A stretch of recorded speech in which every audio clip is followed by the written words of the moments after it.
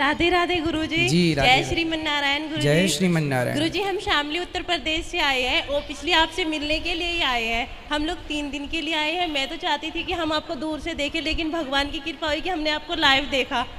मैं आपको बार बार प्रणाम करती हूँ गुरुजी और कहती हूँ कि आप बस हमारे ऊपर आशीर्वाद बनाए रखना। वैसे भगवान की बहुत कृपा है हमारे ऊपर। और मेरे हस्बैंड का कोई क्वेश्चन है, वो आपसे करना चाहते हैं। करिए।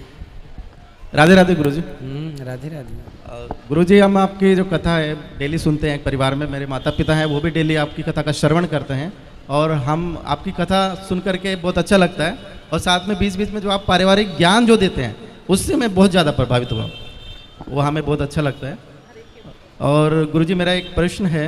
हालांकि मैंने बहुत 2-3 विद्वानों से भी किया था, उन्होंने अपने अपने तर्क इस पे दिए हैं। बस आपके श्रीमुख से मैं सुनना चाहता हूँ। कहते हैं कि हम सब एक भगवान की कठपुतली हैं, जैसे वो नचाते हैं हम नाचते चले जाते हैं।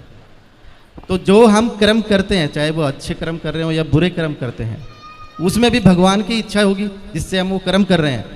तो जब हम कोई बुरा कर्म करते हैं तो उसका दंड हमें क्यों मिलता है सर? मेरा ये प्रश्न है। बहुत सुंदर प्रश्न है इनका, बड़ा गहरा है, बड़ा अच्छा सवाल है। बहुत कम लोग प्रश्न करते हैं ऐसा। आपने प्रश्न किया है, उत्तर दे रहे हैं।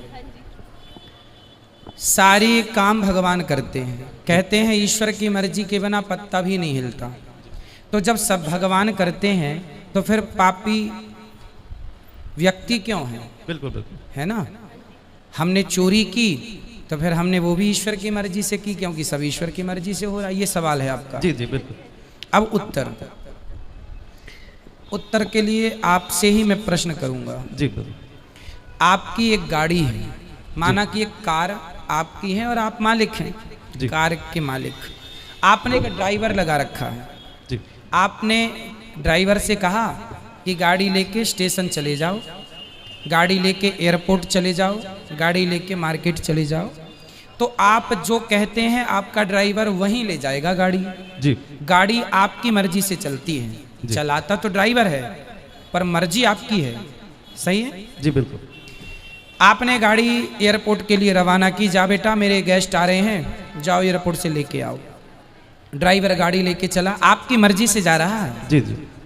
पर रास्ते में वो गाड़ी को किसी डिवाइडर से ठोक देता है, तो गाड़ी का एक्सीडेंट हो गया, गाड़ी का नुकसान हो गया, गाड़ी क्षतिग्रस्त हो गई।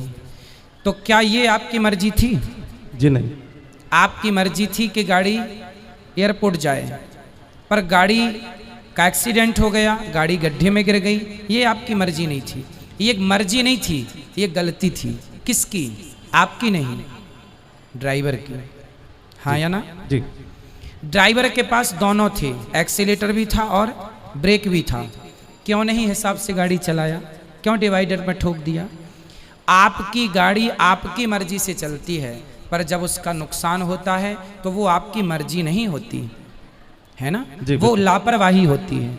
उसी प्रकार ये संसार भगवान की ओर से चल रहा है, मालिक भगवान है, हम लोग केवल ड्राइवर हैं। हमारे पास ईश्वर ने विवेक दे रखा है। आपको पता है कि आपको गुलाब की सैया पर तो सोना है। आप कहीं गुलाब होंगे तो आप जाके उस गुलाब के ऊपर बैठ भी सकते हैं, खड़े भी। पर कांटों का ढेर होगा तो आप नहीं खड़े होंगे। आपको पता है कि ये गुलाब है, ये कांटा है। आपको समझ है कि ये सही है, ये गलत है। जब आपको समझ है तो आपने अपनी समझदारी से अपने मन को रोका क्यों नहीं गलत काम से? ईश्वर की मर्जी से संसार चल रहा है। आप और हम सबकी मर्जी में ईश्वर की मर्जी है। पर हम जो गलत निर्णय लेते हैं उसके लिए ईश्वर ने हमें स्वतंत्र, गाड़ी आपकी है, मालिक आप हैं, लेकिन ब्रेक एक्सीलेटर आपने ड्राइवर को सौंप रखा। भाई जहां जरूरत पड़े दबाते रहना। उसी प्रकार ईश्वर ने भी हमें बुद्धि देके स्वतंत्र कर दिया है कि जहां जरूरत पड़े वहां अपने हित में अहित में सोच लेना। आपको कहा जाए कुएं में गिर जाओ, आप नहीं गिरेंगे, आपको पता है गलत है। तो आपको स्वयं को ईश्वर ने इतनी पावर दे रखी है। मालिक तो आप हैं गाड़ी के, लेकिन कुछ पावर ड्राइवर के पास भी है ना, ब्रेक एक्सीलेटर। उसी प्रकार संसार ईश्वर का है, संसार ईश्वर की मर्जी से चलता है। पर जब आप गलत करते हैं तो वो ईश्वर की मर्जी नहीं होती, वो आपके मन की गलती होती है। आपने अपने मन को नियंत्रित क्यों नहीं किया? ड्राइवर ने गाड़ी को क्यों नहीं नियंत्रित किया? अब नुकसान हुआ है तो वो ड्राइवर को भी चोट लगेगी, मालिक को चोट नहीं लगेगी। भाई एक्सीडेंट हुआ है तो चोट मालिक तो घर में बैठा है, मालिक तो परमात्मा है। अब तुम ही ड्राइवर हो तो तुम ही भोगो फिर। तो अपने अपने किए का दंड, ईश्वर की मर्जी से संसार चलता है, पर उन्होंने हमें सही गलत की सोच दे रखी है। सही गलत क्या है वो पहचान दे रखी है। अब आप गलत करें तो इसमें दोषी ईश्वर कैसे हो सकता है? जी गुरुजी, लेकिन मेरा एक थोड़ा सा डाउट है गुरुजी। जी हमने रामायण सीरियल देखा है टीवी में, ठीक है। उसमें ये दिखाया गया था कि जब राम जी लंका को जीत लेते हैं और माता सीता जी जब अग्नि परीक्षा देती हैं, उसके बाद में राजा दशरथ जी आसमान में प्रकट होते हैं। बिल्कुल। और वो राम जी को बोलते हैं कि मुझे तुम पर बहुत गर्व है, मैं तुमसे बहुत खुश हूँ।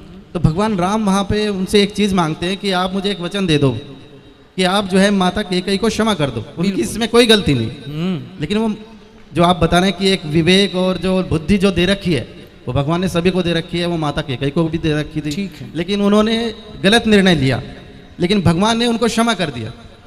तो मैं ये कहना चाह रहा हूँ कि जब भगवान उनको क्षमा कर सकते हैं तो हम लोगों को क्यों नहीं क्षमा करते? हाँ करते हैं, आपको भी करते हैं, हमें भी करते हैं। कब करेंगे? जब शरण में कैकेयी माँ चित्रकूट जब आई थी ना, तो उन्होंने क्षमा मांग ली थी राम जी से, आत्मसमर्पण कर दिया था, बेटा अपराध हो गया, राम यदि तुमने मुझे माफ कर दिया तो वचन दो कि अगली बार तुम मेरे पुत्र बन के आओगे। वही कैकेयी माता देवकी बनी और फिर उनके गर्भ से श्री कृष्ण प्रकट हुए। तो भगवान कहते हैं तुम कितने भी बड़े पापी हो, यदि मेरे सामने आके आत्मसमर्पण कर दोगे और मेरे हो जाओगे, मैं भूल जाऊंगा कि तुमने कोई पाप किया है। ये बात लिखी है लिखित में सुनिए। सन्मुख हो ही जीव मोहि जब ही जन सन्मुख हो ही, मतलब जब मेरे सन्मुख आ जाएगा, समर्पण कर देगा, तो जन्म कोटि करोड़ों जन्मों के पाप मैं भूल जाऊंगा। ये लिखा है। जी जी। एक छोटा सा क्वेश्चन जी, है। जी। हमने सुना है कि धर्म बहन होती है, लोगों से कहते सुना है कि ये हमारी धर्म बहन है। ठीक है। ये भी सुना है कि ये हमारी धर्म पत्नी है, लेकिन हमने ये कभी नहीं सुना कि ये हमारे धर्म पति है। ऐसा क्यों सर? हाँ, पत्नी भी एक ही होती है ना। अब दूसरी पड़ोसन को तो आप कह नहीं सकते कि मेरी धर्म पत्नी है। जी। अपनी कोई ना, आप पत्नी कह सकती है मेरा पति है, परमेश्वर है। वहाँ धर्म तो लगा ही है, जुड़ा ही है, कहने की जरूरत नहीं है, है ना। इसलिए पत्नी धर्म पत्नी है, धर्म की माँ बन जाती है, धर्म की बहन बन जाती है। जो बन जाते हैं वो बन जाते हैं। अब सबको आप कैसे अपना बना सकते हैं? बना सकते हैं, पर सबको धर्म पति कैसे बनेगा? कोई पति व्रता नारी है ना, एक पति के सिवा, एक पुरुष के सिवा पराये इस पुरुष पर नजर जाएगी तो समाज उसे कुलटा कहेगा, चरित्रहीन कहेगा। शूर्पणखा गई थी तो उसकी नाक कान भंग हो गई।